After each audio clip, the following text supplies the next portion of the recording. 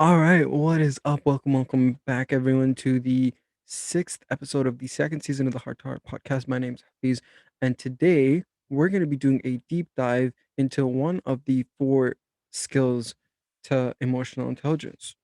So let's jump right into it. Hey yo, you ready? Please don't make this complicated. What about the time we wasted on our love? And I can't keep the things we traded. All right, so just a reminder as to what the four skills of emotional intelligence are. So it's self awareness, self management, social awareness, and relationship management. So today we're going to be talking about self management. Okay, and self management is your ability to use your awareness of your emotions to stay flexible and direct your behavior positively. All right, so what are some things that you could do to improve your self management skills? So here are certain strategies that you could use. Number one, breathe right. Okay, so shallow breaths deprive your brain of oxygen. This leads to poor concentration, forgetfulness, mood swings, anxiety, and lack of energy. Breathe slowly and deeply. So breathing has a much deeper impact on ourselves than we really think it does, right? This is why a lot of doctors will tell you, right? They'll be like, if you're feeling anxious, take a deep breath, right? There's a format, there's a way of taking a deep breath that I recommend. It's called the 4-4-4 method, where you inhale for 4 seconds, you hold for 4 seconds, then you exhale for 4 seconds, right? And what that allows you to do is to really control the flow of air, of oxygen in you, right? And you're taking trust me, that leads to so much more greater, well, self-awareness. It leads to so much, it's just so much better. You have to trust me on that. Anytime, anytime you're outside getting fresh air, make sure you do that. Anytime you feel like you're losing control, do that, right? Anytime you feel like you're not at your best stage mentally, do that. It helps. It really helps. Okay, number two, create an emotion versus reason list. Okay, so what I want you to do is create a table, all right, with two sides. So I guess like a T table, right? And on one side, you want to write down what your emotions are telling you to do, and on the other side, what your reason is for telling you to do it. Okay, so what you're trying to identify is where are your emotions clouding your judgment, okay, and where is your reason blocking important cues from your emotions. Okay, so basically, what you want to do here is you want to get a you want to really understand how much your emotions are getting in the way of your decisions that you're making, right? How much is it getting in the way of the judgment that you're making with whatever it is that you're trying to decide, right? Let's say you're in a situation where you want to achieve a goal, right? Then you want to ask yourself, okay, how how often is my emotion getting in the way of it? What is it? What is it that's stopping me from achieving this one goal, right? And this is why on the left side of the column, you're going to write down what the emotion is, right? So what the emotion is, what it's telling you to do, you want to write that on the left-hand side. And then what you want to do is really take some time to think about what it is. What's your reasoning for your emotion telling you to do? There's something behind it. There's always something behind it. And you got to take the time that you need to listen to try and identify that. And what you want to do is write that on the right side of the column. And once you have a mini table listed there, what you're going to start noticing is a pattern, right? And when you see that pattern, you need to identify when it changes from you need to identify when you hit the point of your emotions getting the better of you and make sure to cut it off there. Okay? Number 3, make your goals public. Okay? So, share your goals with someone and ask this person to hold you accountable. Okay. I'm going to add a disclaimer to that. Yes, you definitely want to make your goal public, at least when you're starting off. You definitely want to do that. However, don't make it too public. And what I mean by that is only share it with people who have these certain character traits, okay? Make sure that they always want the best for you. If you share it with someone who doesn't want the best for you, they're going to try and pull you down. And they're going to pull you down. So, definitely not that. Share it with someone who preferably is also on a similar path to you. So it's someone else who's working on improving their goals, because they're more likely to hold you accountable, and they're they're not going to be putting you down because they know how it feels to want to get their goals done. Okay. And number three, um, make it someone who believes in you. Because if you share your goal with someone who doesn't believe you could do something, they're gonna subconsciously, um, potentially not, potentially not, you know, push you towards doing it, but also they're gonna send you're gonna point to subtle signs of, I guess, disappointment or something along the lines of that. That you're gonna sense that they feel that you can't do it, and that's a huge bummer. So in terms of making your goals public, here's what I'll say about that. Tell the people who fit that description that I just gave. And yes, because they're definitely going to hold you accountable, and we all need accountability. There's going to be a certain stage in life when we're going to hold ourselves accountable, right? That comes after, usually you develop that skill after someone holds you accountable. Usually. But yeah, accountability is huge. Okay. Count to 10. Okay, number 4. Count to 10. When you feel yourself become frustrated or angry, count to 10 with a slow breath in between each number. The focus on counting will engage your rational brain. I'm going to be honest, I've never tried that before. I want to try that, and I'm going to use that technique soon. I really like that. I don't have much to say on it, but I like that. There, I like that. So count to 10. Okay. One, two, three. Okay, I'm not gonna bore you all with this, but yeah, count to 10 basically with a slow breath between each number. I'm gonna be doing it soon, and definitely encourage y'all to do it. I could already tell just by reading it that it's definitely something that's gonna be helpful. Number 5, sleep on it. Time helps bring clarity and perspective. I say this a lot. With any important decision that you make, um, first of all, don't make rash decisions. They're usually never a good idea, especially when it's an important one. Take your time to think about it. Usually, see what I tend to do is like the the ideas that I get in my mind.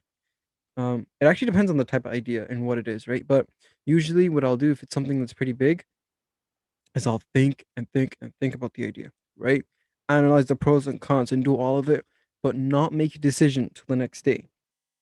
Because what sleeping on it does is it allows you to really evaluate it. You never know. Well, I mean, you might know, but you're going to be feeling a different way the next day than you do the night before, right? Sleep changes your mood completely. If after sleeping on it, you still feel the same way, then you'll know it's the right decision to make and you go ahead. If you don't feel the same way, you need to take a step back and analyze the bigger picture. Chances are it still is the better thing to do, right? It still is the right thing to do. However, it's still in a scenario like that where you disagree with what you initially said, it is something that you will need to reevaluate and then logically analyze whether it's best or not. Okay, number 6. Talk to a skilled self manager. Find a person who is a skilled self manager and who's willing to give you some tips. Now, when they say skilled self manager, my understanding is, um, I think someone like a life coach or something like that. You know, someone who's already uh, who's already been through it. Someone who uh, generally someone who's been through it, who's had the experience, who's overcome it, and who has the skills necessary to help you or to guide you towards overcoming it. And mentorship is very important. It's really important to have a good mentor who's gonna, lead you in the right direction. You don't necessarily have it doesn't you don't necessarily have to pay for a mentor. If that's the only way of getting it, well, so be it. But it's very likely that you'll find mentors around you, those who are really, really focused on their goals, right? Those who are really dedicated. Those are very likely to be the mentors that you need to be around, in my opinion. But definitely talk to someone who has already done it. Get tips and tricks from them. It's going to be a huge shortcut for you, and don't underestimate the advice that they give you. Number 7, smile and laugh more. Your brain responds to the nerves and muscles in your face to determine your emotional state. Read or watch something that you find funny. Hold a pencil between your teeth to activate the muscles used in smiling. I don't know if I would personally recommend doing that. but I guess you could try. I'm not gonna do personally. I'm not gonna personally recommend it to anyone. But I mean, I guess I guess so. But yes, hey, yo, smile and laugh more, a lot more. Stay stay away from negativity. Engage yourself with people who are very uplifting, who are very positive, who will bring the best in you. Um, laugh every now and then. Laugh at you have to be comfortable enough laughing at yourself too. Because if you can't laugh at yourself, that's one huge aspect of enjoyment that you're missing, right? I don't mean laugh at your significant faults and whatnot. Like not like that. I mean like the little things, right? If you mess up a little bit, be like, you know what? I messed up, whatever. It is what it is. It is what it is. And just move on from there. And I guess this kind of leads to not taking things too personally, but definitely be able to smile and laugh a lot more in any way and try and surround yourself with that as much as you can. That doesn't mean get off focus though, because you don't want to, lose your focus on what's important. But yeah, whenever you can, take the time to smile and laugh more and try to make other people do too. It's going to help. Okay. Number 8, set aside time for problem solving. Decisions made in a rush are seldom effective. Yes. Yes, yes, yes. I talked about this a bit before. Set time aside for problem solving. Problem solving. You need to be in your own thoughts in order to make good conscious decisions, right? Take a certain amount of time per day where you just lay down and think. I like to do this outside, right? Just in the mornings, go out, just honestly grab a towel, whatever it is that you need, lay it on the grass, lay down, and just think. Think about what you need to do. Think about problems that you have. Think about how you could solve those problems that you have, and just keep that time specifically for it. Your brain's going to be most productive like that. Don't rush into important decisions, right? Do not rush into it. If it could significantly change your life, don't rush into it. Or even if there's a possibility of that happening, don't rush into it. Think about it, and then as soon as you know there's potential in this, do it. But set time aside for problem solving. Okay. All right. Number 9, take control of your self talk. So there's a strong relationship between what you think and how you feel, both physically and emotionally. Learn how to control your self talk. For instance, replace words like I always or I never with just this time or sometimes. Replace words or phrases like I'm an idiot with I made a mistake. Replace phrases like it's all my fault or it's all their fault to we each are responsible for our own actions, right? Um your self-talk plays such a huge role in how you feel. In honestly, plays such a huge role in your entire life. It could make or break your entire life. How you talk to yourself is probably the most important thing internally for you because your self-talk, how you treat yourself when you make a mistake. Do you put yourself down even more, or do you bring yourself up? Right? Are you at a stage where you're deluded as well? Right? There's the other side of the spectrum where you believe that you're always right. Listen, if you're a person who says I am always right, that's delusion, and you're holding yourself back. No one's always right. No one's always wrong. The word always should rarely be used. Ever. Like ever, it should rarely be used. Never as well. That word should rarely be used.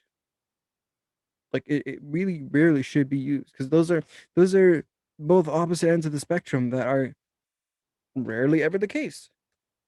Occasionally it might be applicable, but rarely is it ever the case. And you should really focus your language and your internal talk on the middle of the ground, right? Just focus on the midway through, right? Because what it does is it's not gonna you're not gonna feel too bad, right?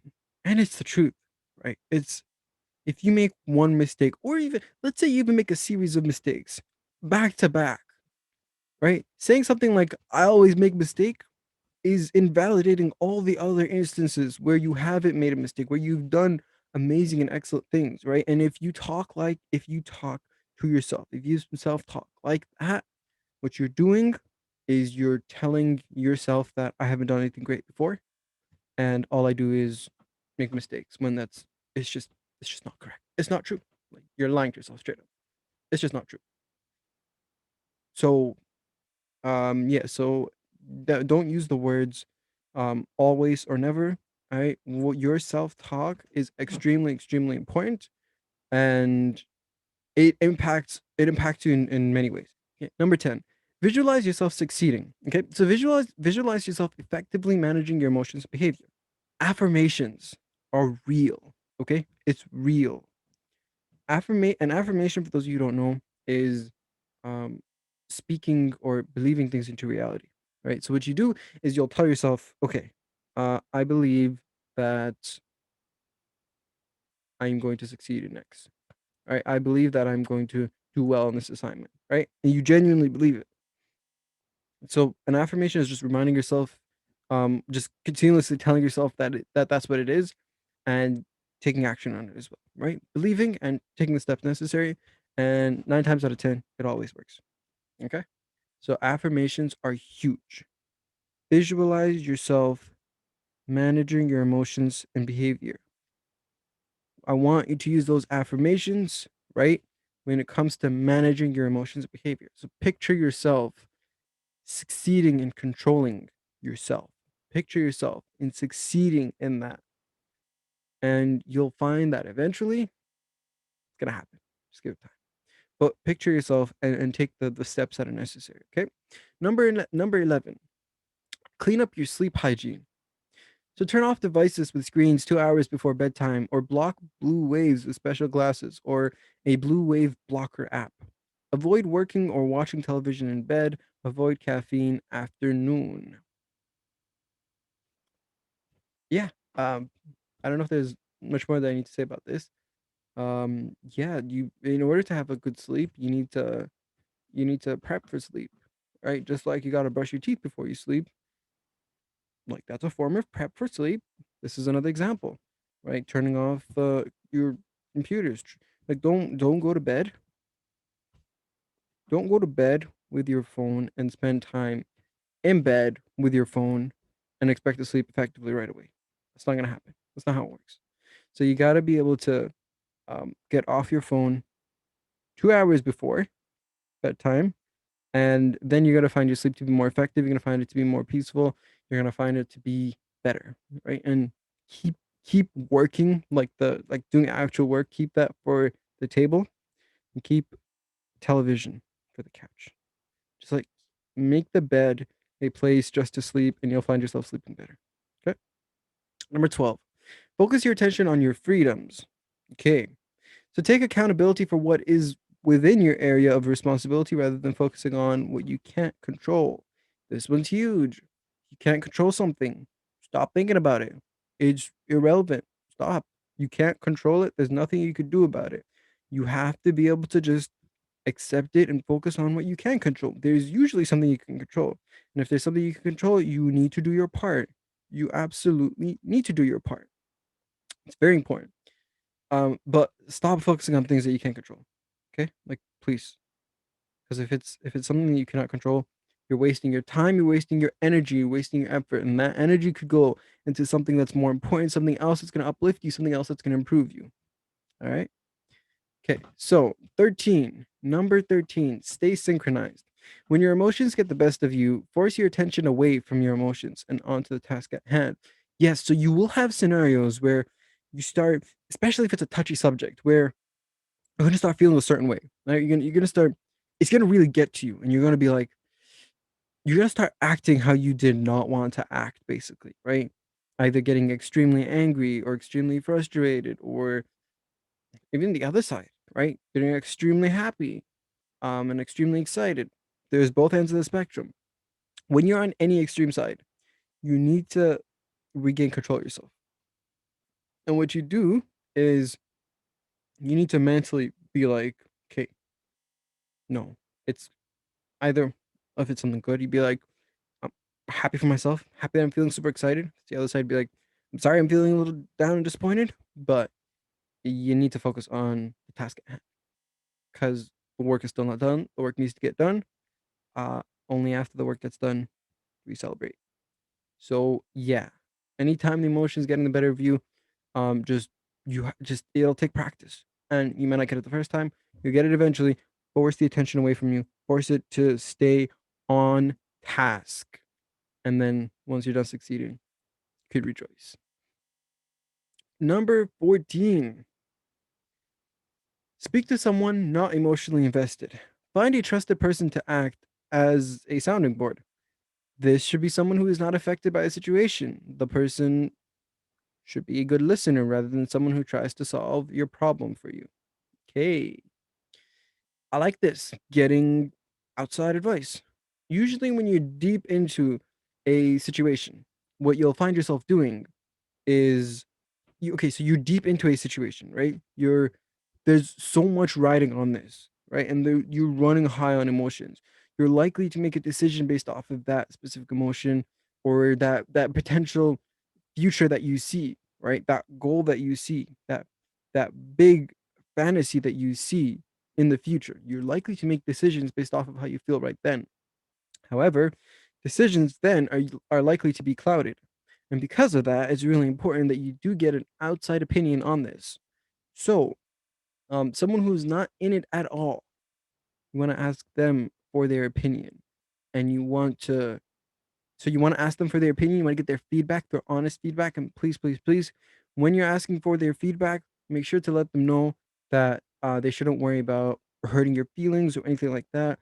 Because if you're worried about getting your feelings hurt, you're worried about the wrong thing. There's no point of even asking them at that stage because all you want is to hear it's good when what you should be looking for is constructive criticism. So you need to ask them genuinely, be as honest as you can.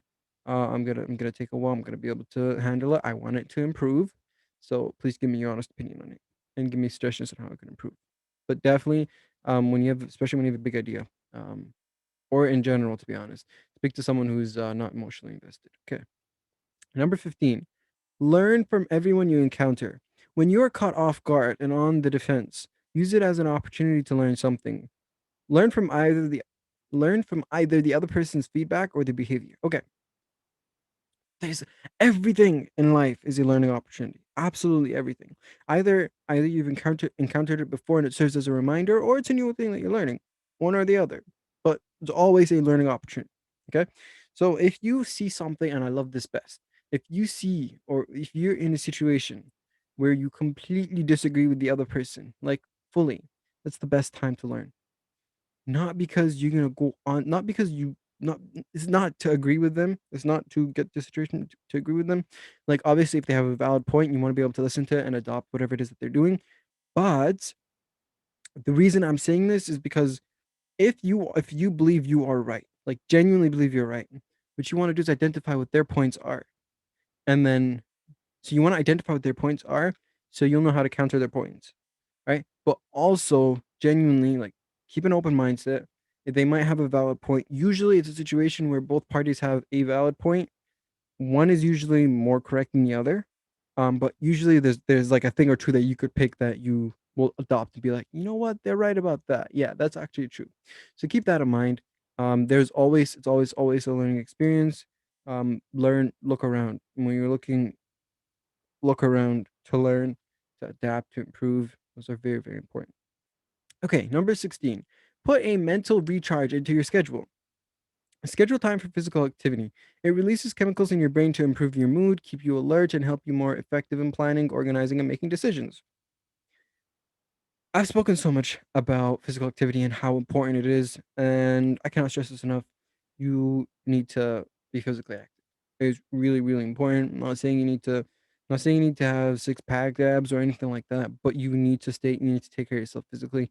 You take care of yourself mentally, physically, and emotionally. Physically is one key aspect that you need to take care of yourself on. Do not neglect it. It's not gonna help you at all. Physically taking care of yourself is only gonna help you. Okay. Number 17, accept that change is just around the corner. Okay. So at least every 2 weeks, think about important things that might happen. Make a list of actions you will take if the change occurs. Make a list of things you could do now to prepare for the possible change. Change will happen. You we live in planet Earth, okay?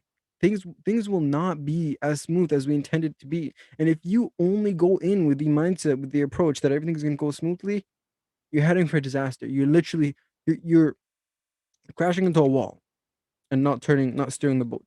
Like that's what you're doing. So you definitely want to understand that there are possible different pathways. And if you're really smart and want to take this a notch up, identify pathways of those potential sideways that it might go, right? Because like if you're 2 steps ahead and you're like, okay, if that doesn't go well, or if that specific aspect doesn't go according to plan, okay, I have a backup now. I'm gonna use this backup.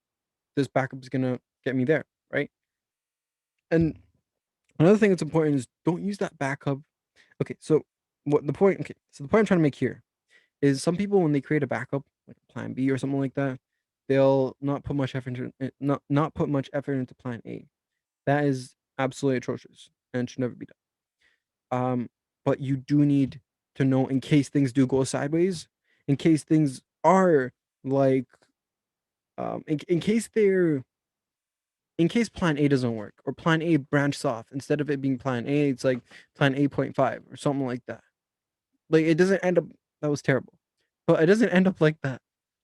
It ends up going slightly off track. You need to have alternatives, you need to have a backup, you need to have things that you could do. And I like the idea of making a list. You could make a mental list if you want. You could write it all down of the the possible ways it could go and whatnot.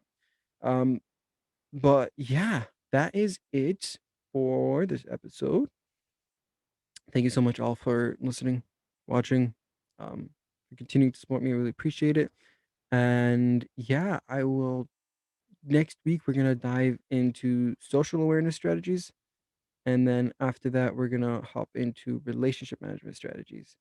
And then we'll do a quick summary. And yeah, thank you so much all. I will talk to you all next week.